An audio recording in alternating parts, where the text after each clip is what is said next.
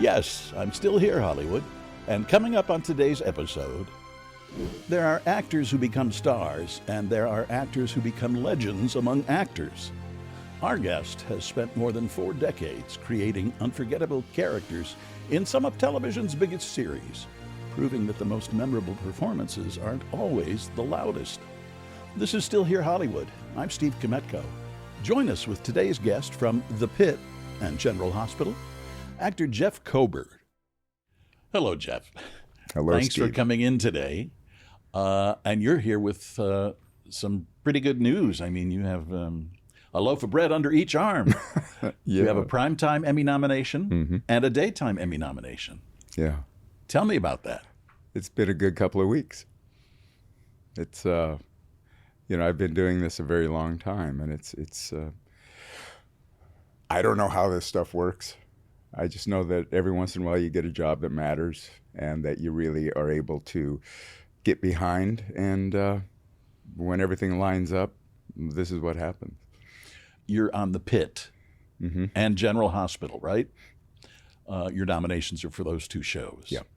Tell me about being on the Pitt. That seems to be the show of the moment. You know, it was a great opportunity that came at a last minute. I think I have a theory that someone dropped out because I had 1 day to do the audition, and it was a self-tape, and whatever happened in that self-tape, it was enough that they hired me for it.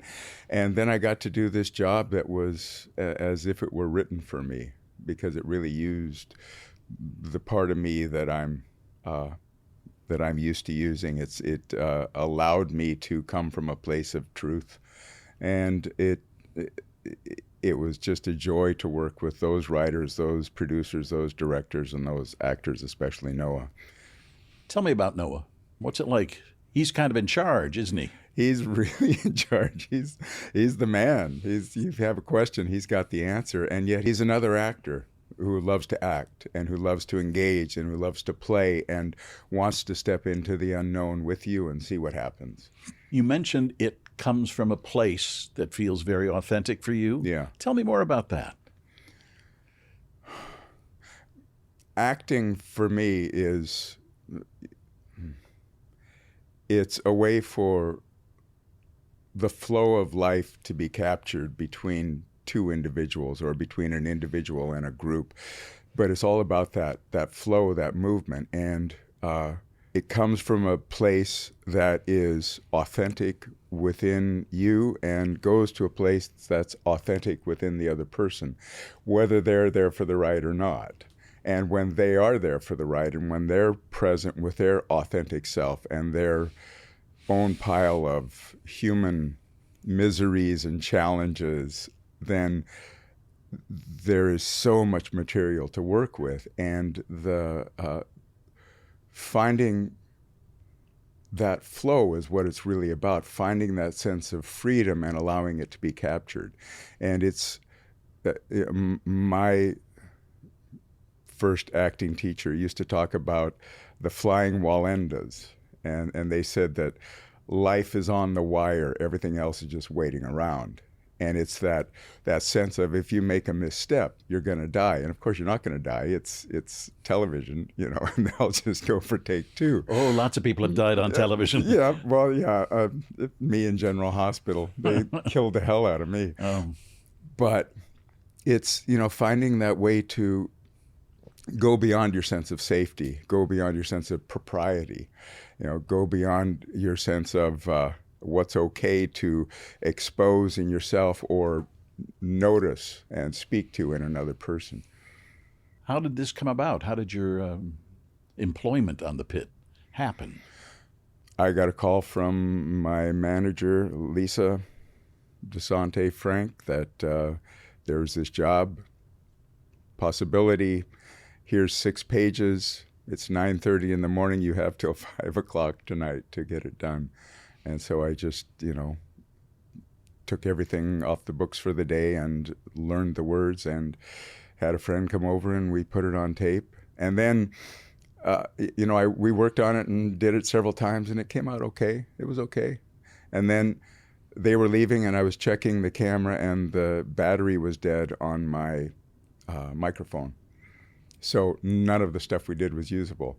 So I called them back and put in new batteries and just didn't have time to worry about it, just had to go. And when we went that last time, that was when freedom happened, where I didn't have time to be careful or precise or precious. And it became just a flow of emotion and truth and moments. And that was the one I was able to send in. How do you feel about, we've asked quite a few people who've sat in that chair about self-taping. Do you like that? I like it, and there's something that you're missing in it. It's nice because auditioning is this weird thing that it's the best tool we have for the job, but people can be great auditioners and not very good actors. And people can be awful auditioners and brilliant actors. I worked with Patty Duke, many years ago. Mm-hmm. She never got a job from an audition. She couldn't audition to save her life, as she admitted it and spoke about it.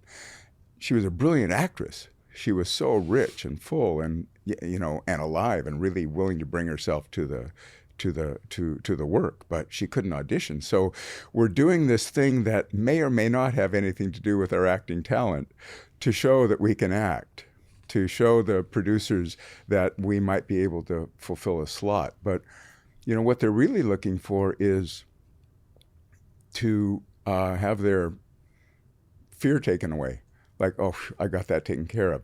You can feel that in a room much more than you can feel it on a tape. At home. Yeah, that's missing. And for those of us I used to have a terrible anxiety problem where I would go into rooms and for all sorts of reasons, I was so anxious about it that the only times that I could really audition well was when I made the problem of the character more emotionally important than the problem of me as an actor. So there were a lot of auditions that I just blew because I couldn't get past myself. I couldn't get outside myself enough to be there. And that's when you're doing that at home. You can just, go for take 2 and take 3 and take 4 until you're there. That's nice. Yeah, that's very nice. The Pit has connected with viewers in a big way.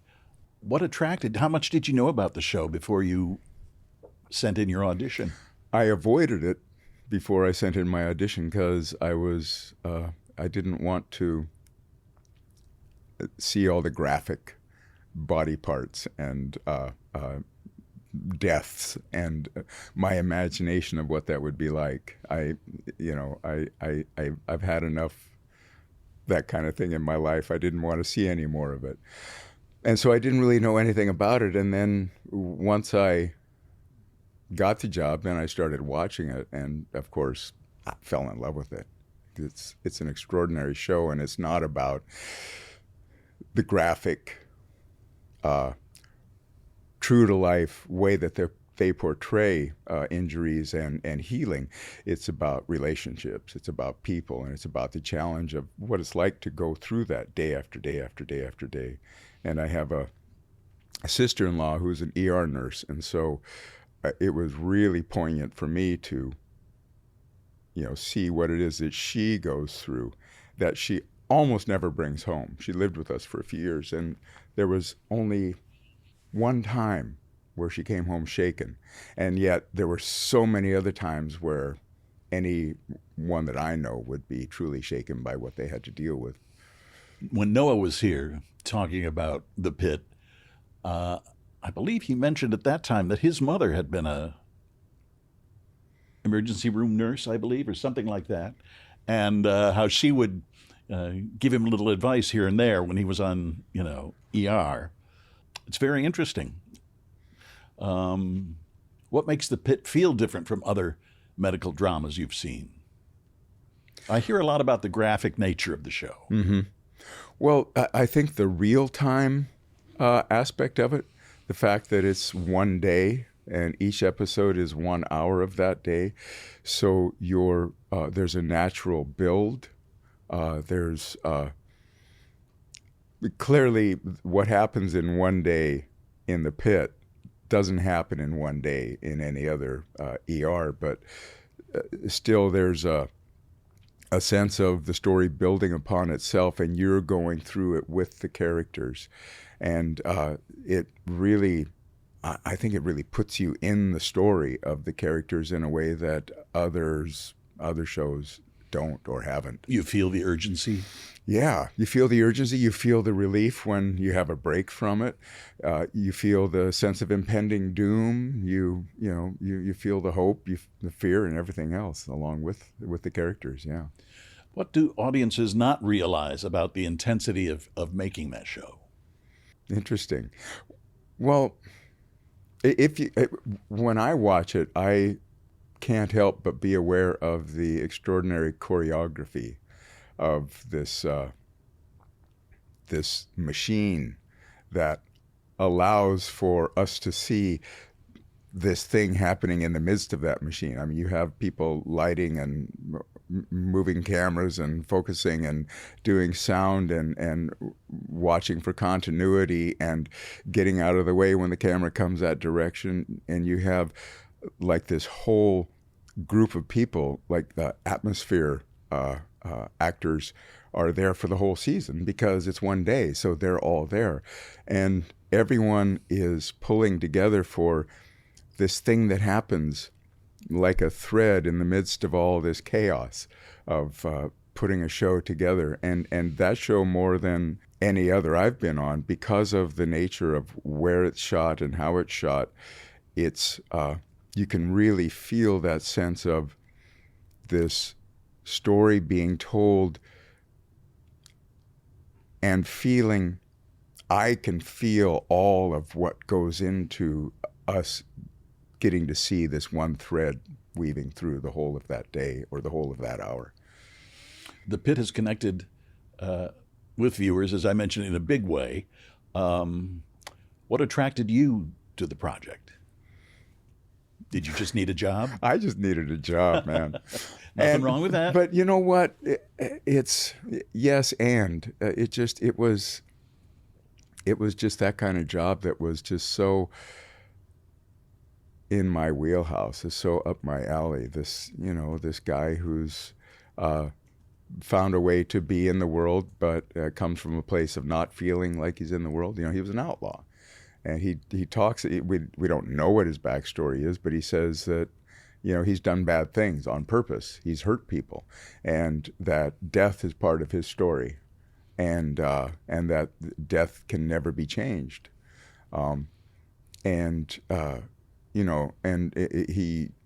They use that character to, give Noah's character the idea that it doesn't matter what he's dealing with. There is a way to come back from it, and that it's your job to come back from it. And that's the kind of character that resonates for me. I don't think life is here to be easy. I think we're here to be challenged and to find our way past those challenges. It sounds to me as though you enjoy what you're doing. You enjoy the project and the show. What talks to you most from this show? Well, these guys, they write characters. John Wells is someone I worked with many years ago on China Beach, and Noah writes, and Scott, and they're writing about real human beings, and they're not afraid to show a whole human being. They're not afraid to show the dark parts of a person, and to get real about what kind of a challenge it can be to be a human. And that's, I come up in a time where, we were doing, there were a lot of TV shows in prime time back in the 80s and 90s that were, stories were being told, but they weren't people going through real emotional challenges. And if they were, it was a plot point. It wasn't It wasn't a relationship playing out, and it wasn't a human life being lived out. And that's, I come from acting classes where we studied classic plays, where we studied, Arthur Miller and Eugene O'Neill, and they were life and death stakes, and they were life and death in a heartfelt, full and open way. And these guys come from that same place. They come from, we want to explore the human condition. You like that? Oh, yeah. It's, when I first went into an acting class and saw people on stage being celebrated for the emotional mess of themselves, it was the same way I felt when when I was in high school. I was about 220, and I got on a football field, and the first time I ran into somebody, I went, oh, this feels right. And it was the same thing when I went into an acting class. It was like they were big and emotional and messy, and that's welcomed here. So the inside of me found a place in an acting class. So yeah, I love that. How badly would you like to win an Emmy? Winning an Emmy would be really nice, and it's not going to really change the course of my life. So it's not. I actually went through this when I've been nominated for daytime a couple times. In the year that I won a daytime Emmy, I was on the red carpet, and I was surrounded by all these really young, pretty people. And I'm the old, it's not that I have a good angle. I just have a lot of angles. And no one really wanted to talk to me on the red carpet. And I was starting to get a little anxious about what was happening. And I started to wonder what the hell I was doing there. And then I just said, wait a minute. If you win tonight, is it going to change anything really? And no. If you lose tonight, is it really going to change anything? No. Okay, then what are you here for? Oh, I'm supposed to have fun. Okay, so I had fun. And I won, and that was fun. But I was already having fun. Right. It's the way I live my life, I've had to really get clear that it's not about this. I mean, this is how we do it, and this is what we're meant to be doing, whatever you interviewing me talking to you, me doing my job, you doing your life. But it's really about something else. And I've really had to do a lot of work and insist on getting free from this mattering all that much. It matters absolutely. It's important that I'm here and with you. And the truth of me is not touched by any of this, So, yes, it would be nice. And, I'll have some new clothes by the end of it. Good. That's a good way to look at it. How did you end up acting? I followed a woman to Los Angeles from Montana. I didn't really know what the hell I was doing. I started a rock and roll band with my downstairs neighbor, and our band broke up. My relationship broke up, and I had an office job, the first, last, and only office job I ever had with Getty Oil Company. I was a temporary paralegal, and my life was in a shambles. And I remembered that when I was in college, life made sense. You had a class, you went through the class, you were told what to do, and you got a grade at the end of it. And I just mentioned to someone at this job I was doing, I need to go to a class. And a woman said, I go to these acting classes. I think you'd like that. And so I went to the acting class and had the experience of seeing emotional mess being celebrated, and not just that, but something to do with all the emotions that I had inside. And it was like I'd found my people. I'd found my place. And, and so I just went in that direction.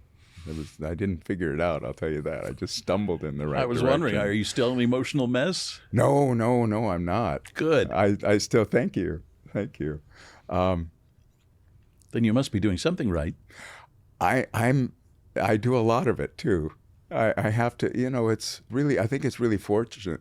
I'm very fortunate that I've had to do a lot of work to get through the mess of my emotional life and to find a sense of value and truth in the middle of it all, in the midst of it all, because I've given myself the gift of learning tools that I continue to use and things that I do on a daily basis that allow me to get closer and closer to what is valuable, closer and closer to what is true about myself and about life. I go to support groups, and I was at a support group once in a foreign city, feeling sorry for myself and kind of dark and despairing. And I sat down across from a couple of women, and I was eavesdropping on their conversation. They were talking about a mutual friend who had died, and the one woman was saying, I told her she had to get out and start her life back up. She had to do something with herself, and she just wouldn't listen. And by the time she did, it was too late. And she said, and I'll paraphrase here because I don't want to work blue. She said, "Screw that. I just want to be live, live, live, die." And that, along with, I just recently reread, a friend many years ago gave me, he knew Jean Renoir, and who wrote a biography of his father, Renoir the painter. And his last words were, he was 87 years old. He was painting in bed. He had rheumatoid arthritis so bad that they had to strap the brushes to his wrists. And he was painting a vase of flowers. And when he was finished, his nurse took the brushes away from him and tucked him in. And his last words were, "I think I'm beginning to figure out something about it." That's what it's about. It's about like living fully, discovering something new right up to the moment when it's over. So I can't remember what question I was answering. Well, with that was pretty deep. I have a tendency to go in that direction. It was making me think about all the shrinks I've gone to over the years. And I think I'm doing okay. I don't bite my nails as much. So it's, it's about learning how to live life. Yeah. And finding meaning in the mundane, in the day-to-day, in the moment-to-moment, and not laboring under the illusion that if this happens, then I'll be okay. If only this hadn't happened, then I would be happy. No. It has to be right here. And how do I find that? I just wish that life from time to time would go in a straight line. It would be a lot easier, wouldn't it? We'll be back in a moment. If you'd like to be more involved with us at Still Here Hollywood, you definitely can. Just visit patreon.com/stillherehollywood. You can support us for as little as $3 a month. You can get our episodes a day before they post anywhere else. You can see what guests will be coming up and submit questions for them. You can even tell us what stars you want us to have on as guests. You'll see what goes on before and after the episode, plus exclusive behind-the-scenes info, pics, video, and more. Again, that's patreon.com/stillherehollywood. Tell us about your time on China Beach. Dana Delany. Oh, Dana, what a sweetheart. Yeah, I love Dana. We just had lunch together about a month ago. We stay in touch. That was a very special show, a very special time. It was a time when America was finally beginning to come to terms with the Vietnam War and the way that the people who were there, the women as well as the men, the way they were treated when they came home, and we got to be a part of that kind of a national healing, a national waking up. And it was so special because we had this common purpose of just, making it right for those men and women. We got to meet so many veterans and so many nurses and doctors and USO donut dollies and performers. We got to meet these people, and everyone was committed to being as real and full as possible so that we didn't disappoint them. So it was a really easy show to, set aside your own ideas about how you should be or what you should be getting, and just do this work together. It was very special. And Sons of Anarchy? Uh-huh. Walking Dead? A different experience. Yeah. Walking Dead was great. And there's a real parallel between The Walking Dead and The Pit, in that number one on the call sheet really determines the nature of the job. And Noah Wyle is he's there 100% on screen, off screen. He's there off camera. He sets the tone for the show. And the same thing with Andy Lincoln on The Walking Dead. He was all the way in all the time, and he was in almost every scene, and emotionally having to be really full and alive and going through it, and if he's not complaining, then no one else gets to complain. And so there was a real sense of that unity. That one of the great things about our business is you get to form this family, and families can be very dysfunctional. No. You probably have no experience with this. No, none whatsoever. And when you have someone setting the tone for a family that's going to be functional, that's going to operate from love rather than fear, then you get to really bring your best self to the equation. So The Walking Dead was, even though it was a story about zombies and darkness and death, it was a great experience. What draws you to these shows? I mean, they're very serious, heavy subject matter. I'm a serious, heavy guy inside here. It's just I lived in darkness for a while in my life, and it's not like you get rid of the darkness and then you can be alive. You have to find the way to bring the darkness into the light. And it's like, these are the cards I was dealt. This is the system I have. These are the tools that I get to use. What am I going to do with them? So when I'm asked to portray a character who's been in the darkness, who is in the darkness, then I've got some experience there. I've got some things to bring to the equation. Has Hollywood changed in that regard? I don't know. Do you think it has? I think it has to some degree. I mean, sitting here doing a podcast is so much more fulfilling for me than working for a big corporate entity like CBS or E! Entertainment Television, mm-hmm. where you have to toe a line, a certain mm-hmm. line. Here I can kind of be myself and say what I feel I need to, given the circumstances. It's much more honest for me and more authentic. Yeah. I can be a gay person if I need to be. Be the gay person I am if I need to be. And that was not, that was not always the case. It's something I hid for a long time.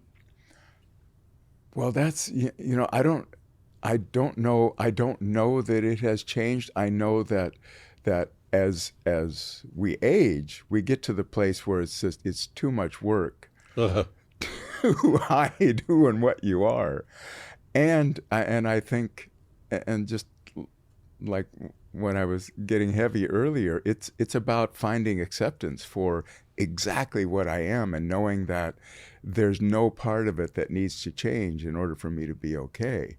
And I think there will always be aspects of the machine that are not okay with that, 100%. And there maybe is more and more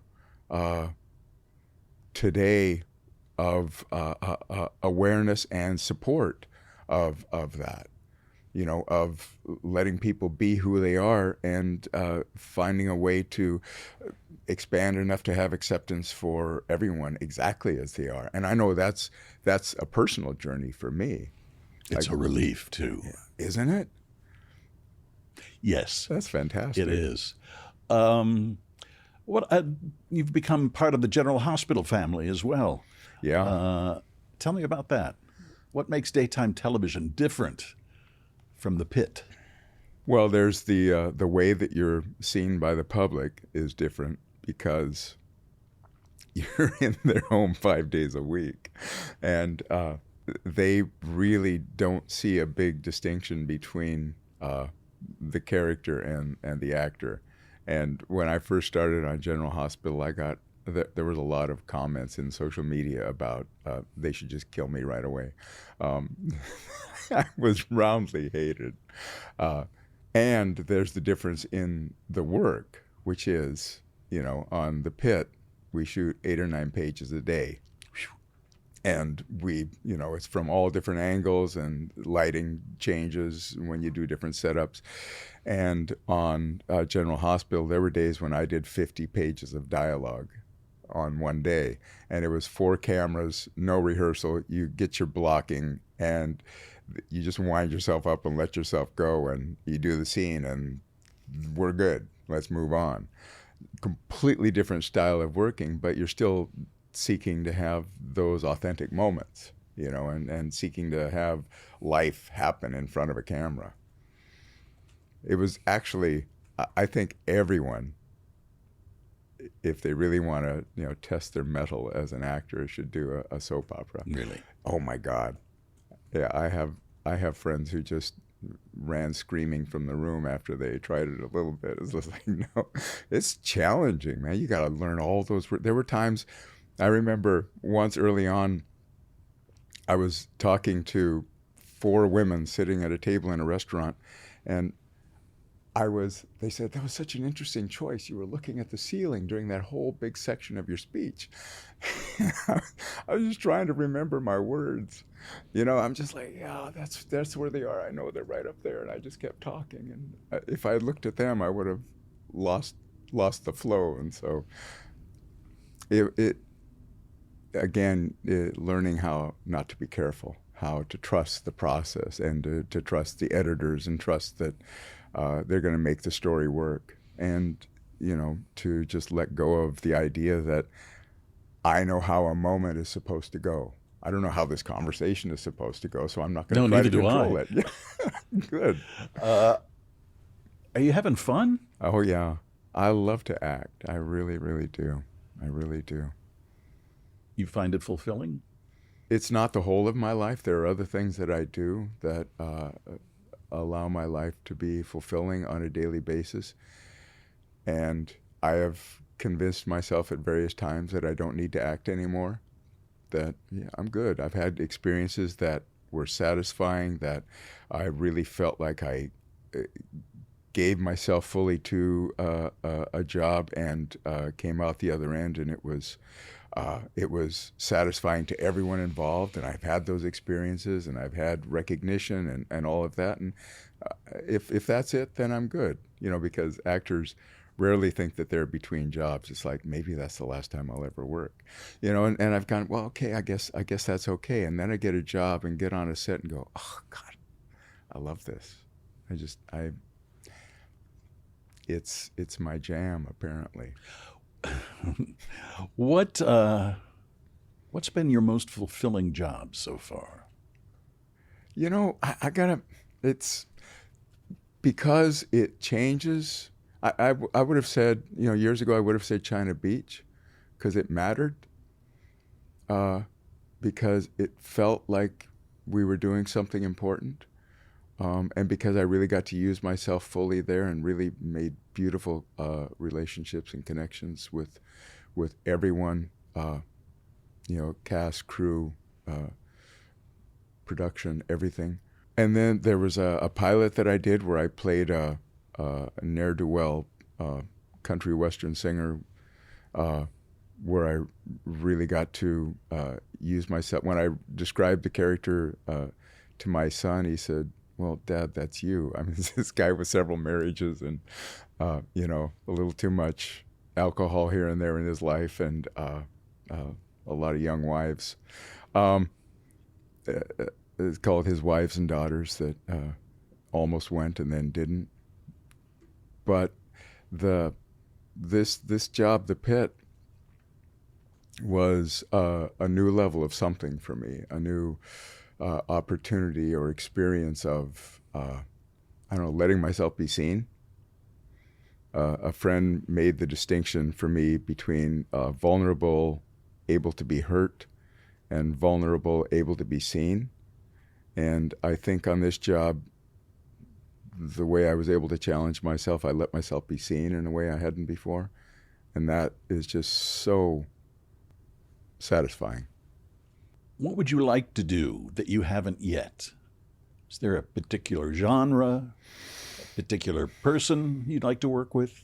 I wouldn't mind doing a Western. Again, I've done a few. I love Westerns. I think there's a role of me being the wise old codger. Not exactly a codger, not a Walter Brennan, but he did voice. Okay for himself. I think he won 2 certainly did. Oscars, if I'm not mistaken. What was that line? You ever been bit by a dead bee? You remember that? No, I don't remember that. To Lauren Bacall. He said that to everyone, and finally she said, "Why, no, I haven't." And he was like, "Oh, someone's listening to me."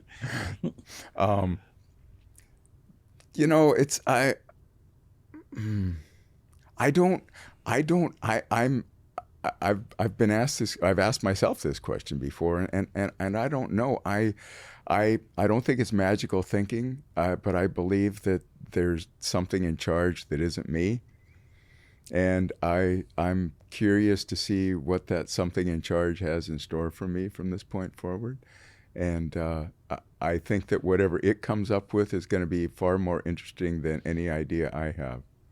A number of the shrinks that I saw over the years used to talk to me about magical thinking. Accuse me of it. Really? Well, I don't want to get deep again. Come on in, the water's fine. When we get to a certain age, it's inevitable and I think it's important that we begin to ask ourselves the question, like, what the hell is going on here? What are we here for? What's this about?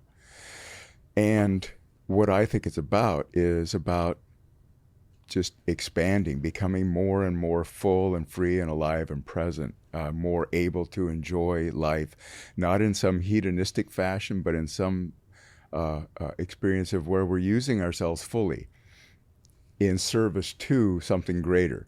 The whole of humanity, the whole of consciousness, the life itself, our fellows, our family, our community, our industry.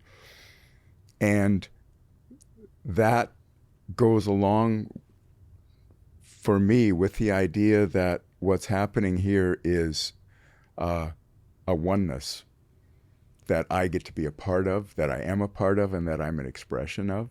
And that oneness is always looking to find a way to love itself more fully and come together with itself more fully. And that when I feel right about my life, it's because I'm in service to that coming together. When I'm using myself to come fully present to whatever situation I'm in, whatever flow I'm in, and saying, and what's next, and well, how can you love even with this, and how can I help? And my life has become more and more about, I don't know what I'm supposed to be doing here, but I know it's not about me. And all these ideas of, if I just get this and this and this, I'll feel okay, I'll feel safe, I'll feel happy, that never works. And if everyone's doing that, nothing happens real out here. But if it's about, what can I bring to the equation? What can I offer in service? I end up feeling the way I imagined I would feel if I got everything that I thought I was supposed to get. So the more I make it about giving, about service, about offering, about stepping into the unknown, the better it feels. And the more I feel in alignment with this thing that is absolutely not magical thinking. It's the truth. And when I hear that from someone else, it resonates for me because it's my truth as much as it is the truth of everything else. This is me. I just fell into meditation teacher mode. Because that's what makes sense to me. It's the only thing that has helped me to make sense of my life and of the lives of the people around me who have suffered. Meditation? Meditation. It changed my life. It's transformational, absolutely essential. I wouldn't have a life without it. I wouldn't be here without it. How often do you do it? Twice a day. For how long? And I do it. Meditation is 20 minutes twice a day, and then I've added, there are other things that I do along with the meditation now, yoga, study, Vedic chanting. There are things that I do, but the meditation is essential because when you have a meditation practice that works, you are able to transcend your small experience of life, your constrained, limited experience of life, and fall into a place that is beyond all of your thinking, all of your feeling, all of your problems. You get to have that experience. And then you come back out into the eyes open state, and you're able to be supported by something that is greater than this small self. And you're able to know that something matters, that you matter, that there's a reason you're here. And the reason has to do with love and finding more and more of an ability and willingness to do that. And then life slaps you in the face and you get all kinds of problems, and then you meditate again and go, oh yeah. And then you start again. I'm going to have to pay you for this session. I'll write you a check. Are you happier now than you were 30 years ago? Oh, God. Yes. Yeah. I used to really be unhappy, anxious most of the time, and just terrified and angry and troubled, and looking for moments of grace and relief from that, finding them, but having that as the baseline of what it was when I was by myself. Back with more in a moment. What if you hadn't found this career? Boy, I don't know. Because I was this really, I have no idea. I really have no idea. Because this is the only career I can imagine that I was able to use myself as fully as I have been able to use myself, and find value even in the darkest parts and the parts that seem to be completely socially unacceptable. I've a lot of my early career was about, the character on Dodger on China Beach was a guy who'd seen far too much, who had the 1,000-yard stare, who had to kill people and really confront death. And I've done roles, Sons of Anarchy and General Hospital, both examples of we need someone who's even worse than our criminals so that they look okay. And so they brought in this guy who makes even the bikers look okay on Sons of Anarchy, who's that's me. So embodying that darkness and using that darkness to tell a story, and finding out that there's no darkness that anyone has or carries or could possibly be that disallows them from life, that makes them not have value. And yet so many of us live in a place where we feel valueless, where we feel like we don't matter. So this career, this job, has given me the opportunity to find value in those places that my head would tell me disallow me from having value. So I can't imagine not having done it. Everywhere I go, there I am. Yes, indeed. What fear have you finally let go of? The fear of being okay. The fear of letting myself be okay.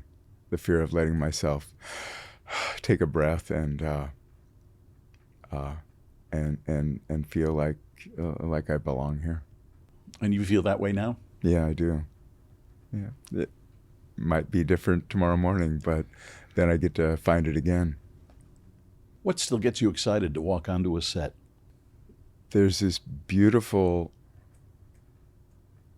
intimacy that you get to have with another actor, with the camera person, with the director, with the whole crew, where everyone is trusting everyone to do their jobs. And your job means you've done the work to be able to give yourself permission to allow something to happen. And that allowance, that sense of being careful, not editing, just letting freedom happen, and getting to have that dance with all these other people, and just seeing, if like what kind of magic can happen in this moment. There's nothing like that. What's something about Jeff Kober that audiences would be genuinely surprised to learn? I don't really have a sense, or let's say that I'm only beginning to have a sense of how audiences see me. So it's challenging for me to answer that question. Yeah, one of the challenges of being an actor, and one of the reasons to be an actor for me, is to find a way to not be self-conscious. And so I've avoided even trying to see myself through the eyes of anyone else, because that's death to me. That's in acting class we used to call it the third eye, like watching myself to see how I'm doing. And careful is the death of creativity. And so I've really avoided even wondering how I'm seen. So You mentioned earlier a son. uh-huh. Were you a good father? I was the best father I knew how to be. That's good answer. Yeah. My dearest friend Bird and I used to joke about that we parented by Braille, because we were trying to discover it along the way, because the parenting that we had was incomplete, at least. And I know for me, I committed to not making my son go through what I went through, and to not leaving him with whatever baggage I had. And of course, you end up giving him the baggage that anyway you're going to give him, because that's the baggage that soul needs to walk through their challenge of life together. Mm-hmm. And my son and I have been through some things, and we've come out the other side, and then we go through some other things, and we come out the other side of that. If you could revisit one role simply because you know more now, which role would it be? Wow.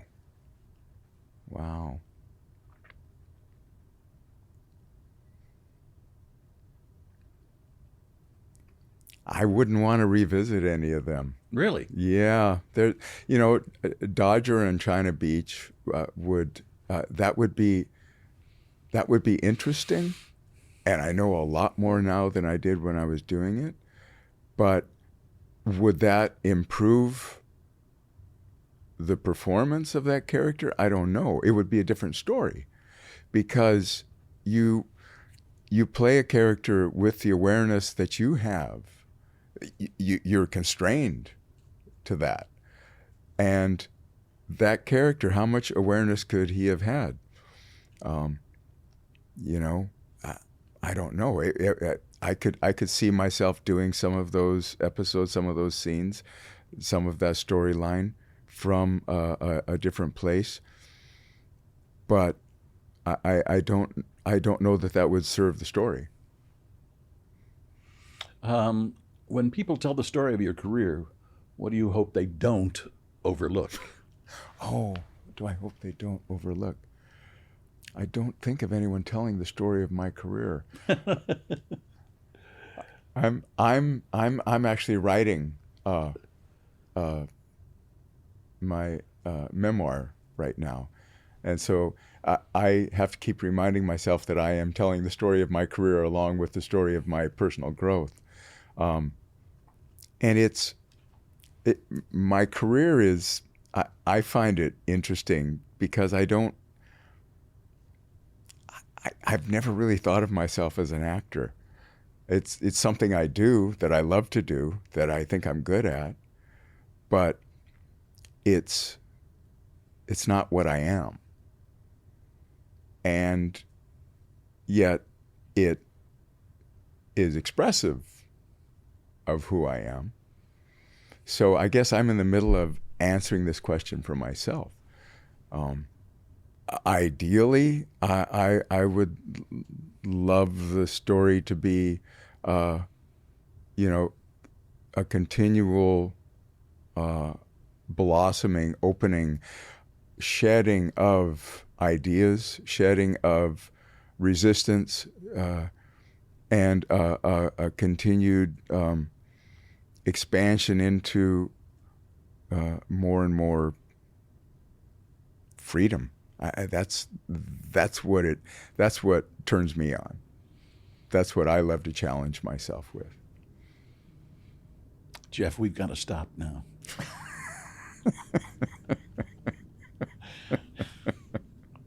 Thank you. Did I talk too much? No, you didn't. Not at all. Not in the least. Still Here Hollywood is a production of the Still Here Network. All things technical run by Justin Zangerly. Theme music by Brian Sanishin. And executive producer is Jim Lichtenstein.